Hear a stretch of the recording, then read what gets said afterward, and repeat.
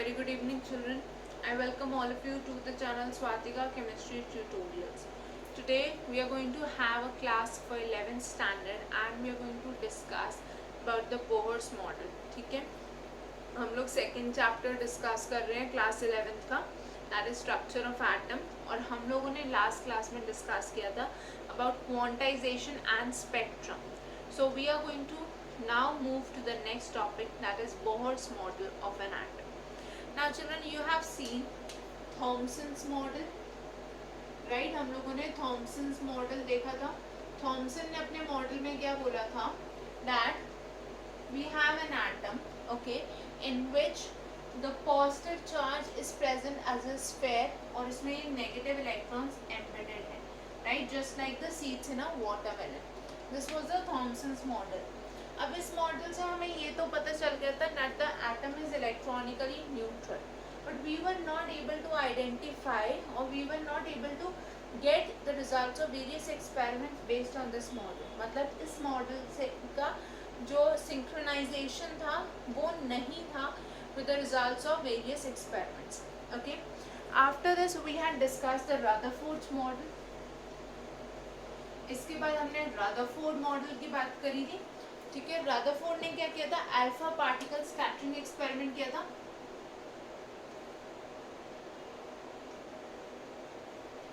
Rutherford ने किया था alpha particle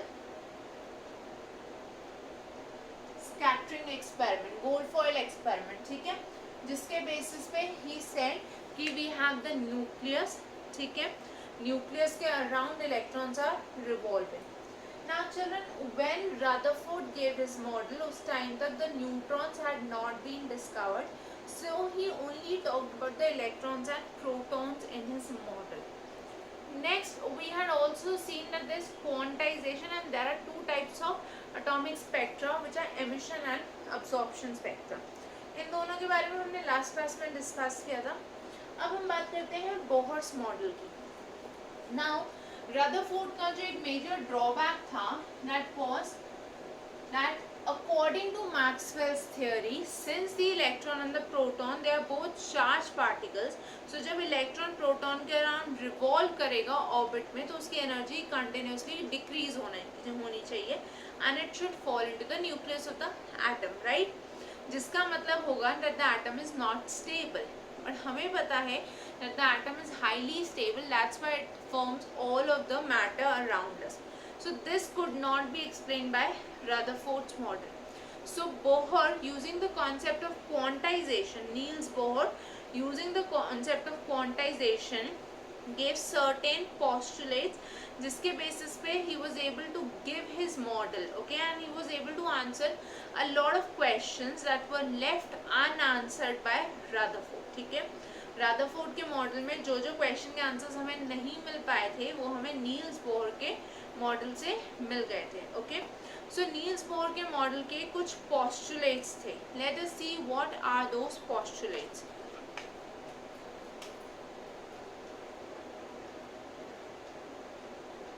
The first postulate is regarding the nucleus.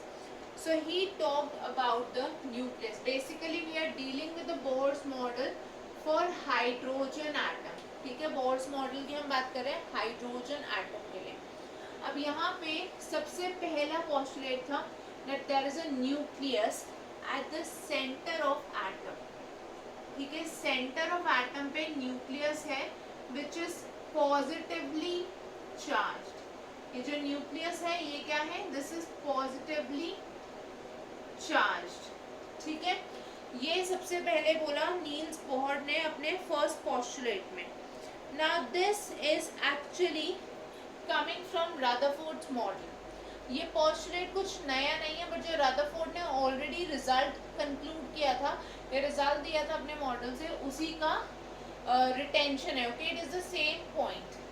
Now the second was about orbits और energy levels. ठीक है, बोहर ने अपने मॉडल में ऑर्बिट्स या एनर्जी लेवल्स की भी बात की. ठीक है, and he said that these are fixed and circular. ठीक है, बोहर ने कंसिडर किया कि ये जो ऑर्बिट्स या एनर्जी लेवल्स हैं ये अपनी पोजीशंस पे फिक्स्ड हैं और ये सर्कुलर हैं, ठीक है। सो ही सेड कि जो इलेक्ट्रॉन्स हैं they are revolving in these fixed and circular energy states और orbits. So he said that electrons revolve in these orbits. Okay, electrons in orbits में रिवॉल्व कर रहे हैं। नाउ चिल्ड्रन, जो थर्ड पोस्टुलेट दिया था बोहर ने, that was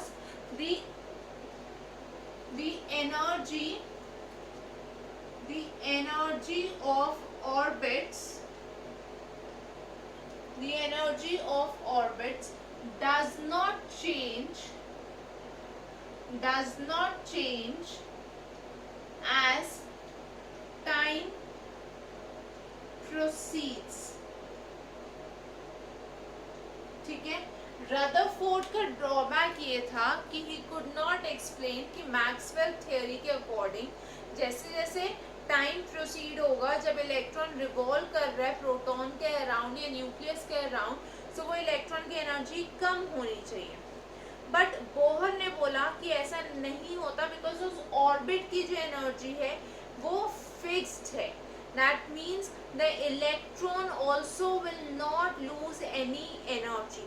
so in this case we can say that there is no loss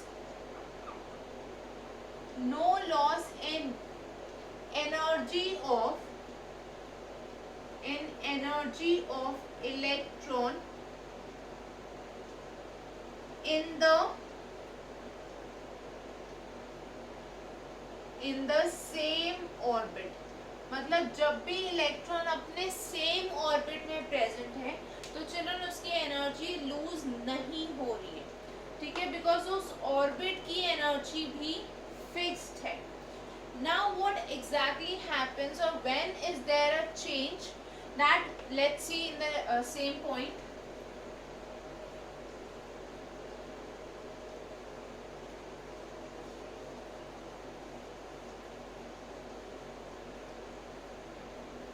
Bohr ने बोला कि जो हमारा इलेक्ट्रॉन है वो जिस स्टेट में ओरिजिनली प्रेजेंट है, ओरिजिनल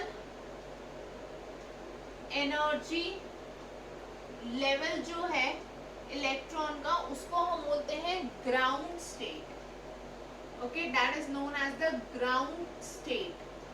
और जिस स्टेट में इलेक्ट्रॉन मूव कर रहा है that is the excited state. Okay, that is the excited state, जो हायर एनर्जी स्टेट है। तो ground state is actually the lower energy state and the excited state is the higher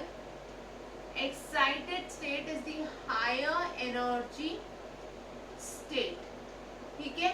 ground state हो गया lower energy state और excited state हो गया higher energy state. तो अब जो इलेक्ट्रॉन की एनर्जी में चेंजेस आते हैं वो कब आते हैं, when it goes from a higher energy state, जब भी इलेक्ट्रॉन हायर एनर्जी स्टेट से लोअर एनर्जी स्टेट में जा रहा है, लोअर एनर्जी स्टेट में, तो वो क्या कर रहा है, वो एनर्जी एमिट आउट कर रहा है। This is the energy emitted, ठीक है। इलेक्ट्रॉन जब हायर एनर्जी स्टेट से लोअर एनर्जी स्टेट में जाएगा तो वो एनर्जी एमिट आउट करेगा, मतलब रिलीज करेगा। Okay, but when the electron goes from lower energy state से जब इलेक्ट्रॉन जा रहा है हायर एनर्जी स्टेट में, when it is going into the higher energy state, तो उस सिचुएशन में क्या हो रहा है, एनर्जी इज अब्सॉर्ब्ड, ठीक है। वो क्या कर रहा है, वो एनर्जी अब्सॉर्ब कर रहा है। That means there is a change in the energy of the electron only when there are electronic transitions. इनको हम क्या बोल रहे हैं? These are electronic transitions. Okay, electronic transitions का क्या मतलब है? These are basically movement of electron from one orbit to another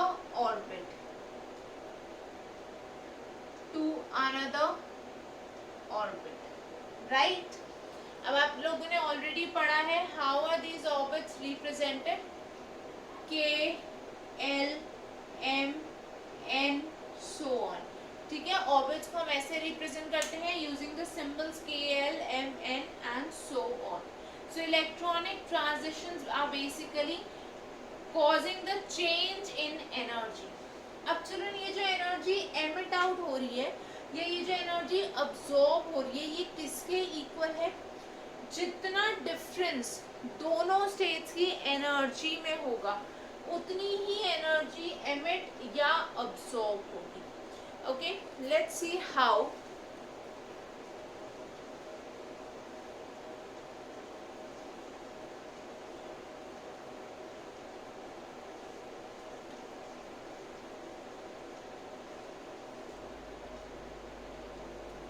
We have these two states, energy states. ठीक है, अब इसकी एनर्जी है E1 और इसकी एनर्जी है E2. Now the electron which was initially present in E1 has to go to E2. So मतलब यहाँ पे जितनी एनर्जी थी उसके बाद उसको कुछ एक्स्ट्रा एनर्जी गेन करनी पड़ेगी so that the energy becomes equal to E2. Only then it will be able to jump to E2, right? So the electron must gain some energy so that it can move to E2. That means the value of energy that it requires will be equal to E2 minus E1. Okay? जो उसको energy चाहिए that will be equal to E2 minus E1. मतलब we can say the energy emitted or the energy absorbed. अगर उसको E2 से E1 में नीचे आना है तब भी वो इतनी एनर्जी रिलीज करेगा. So this actually gives us the energy absorbed or released. So this is the energy absorbed or released and that is equal to the difference in the energies of the two states. So children, I hope this postulate is clear to everyone. Let us now move to the next postulate.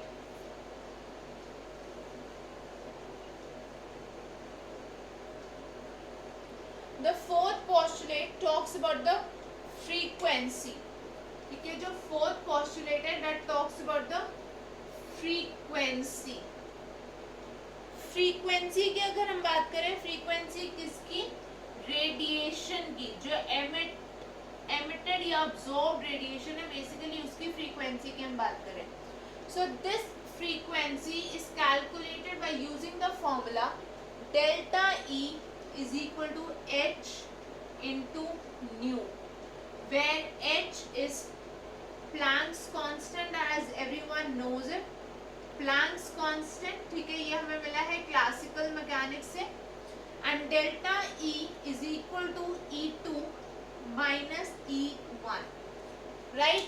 सो यहाँ से मैं इसको ऐसे भी लिख सकती हूँ, nu is equal to delta E upon H which is equal to E2 minus E1 upon H. Right?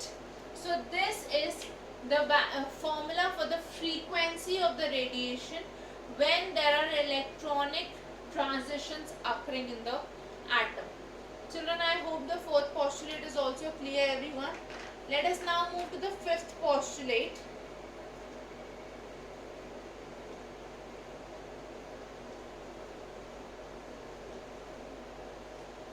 The fifth postulate talks about angular momentum. Angular momentum. आप लोग मोमेंटम के बारे में फिजिक्स में पढ़ते हो, ठीक है। जब भी मोशन स्ट्रेट लाइन मोशन या लीनियर मोशन होता है, then we call the momentum as a linear momentum, and when we are talking of circular motion, then the momentum is angular momentum. अब since the electron is moving in a circular path in the orbit, so we are talking of angular momentum in this case, ठीक है। Continuously इसका जो direction है वो change हो रहा है because of the circular motion, okay. So we are now referring to angular momentum. अब एंगुलर मोमेंटम क्या होता है? M V R, okay. Angular momentum is M V R. Now this has been found to have the value nh upon 2 pi. nh upon 2 pi, where m is the mass of electron, v is the velocity of electron, and r refers to the radius of orbit, ठीक है। R क्या है? Radius of orbit. N is actually an integer, positive integer, so n में be 1 2 3 so on, positive integer, ठीक है। Positive में zero नहीं आएगा, so basically it's a positive integer.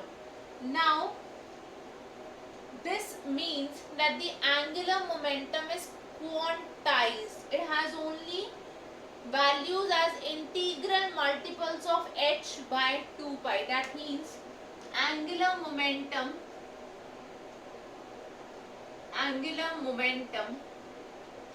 इसको मैं ऐसे लिख सकती हूँ, angular momentum of electron is an integral multiple h is again Planck's constant, ठीक है। Integral multiple of nh upon 2 पाई, ठीक है। तो इसको हम बोलेंगे क्वांटाइजेशन, क्योंकि ये फिक्स्ड वैल्यूज है, कोई भी रैंडम वैल्यू नहीं होगी यहाँ पे, वैल्यू इसकी हमेशा फिक्स्ड होगी. So this is known as quantization of angular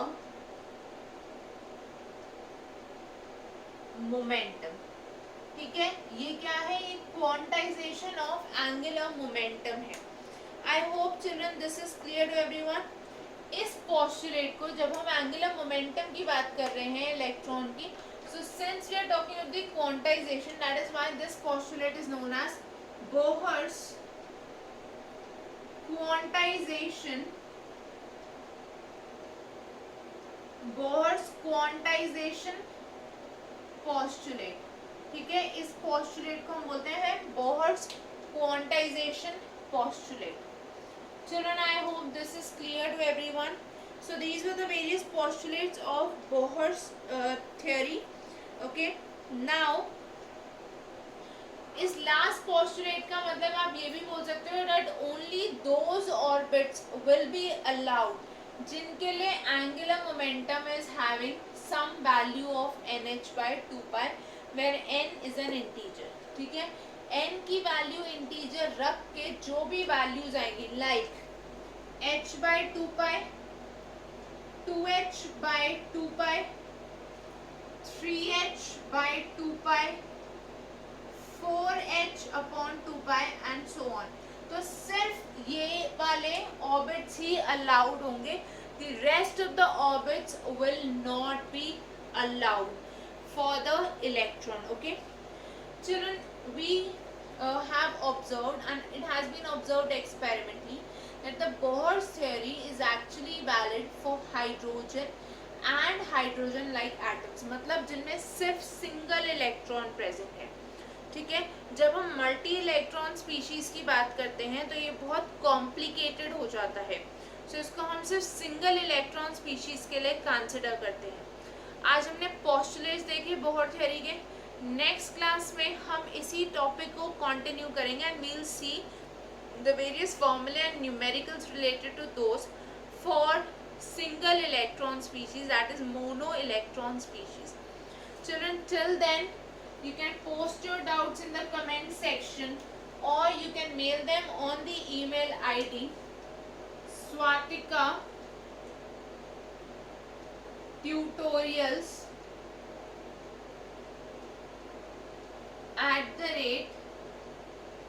@gmail.com. ठीक है, आप कमेंट सेक्शन में या इस ईमेल आईडी में डायरेक्ट स्वातिका ट्यूटोरियल्स @gmail.com पे अपने डाउट्स पोस्ट कर सकते हो. Don't forget to like, share and subscribe to the channel. Thank you everyone. I'll see you all in the next class. Bye bye. Take care. Have a great day.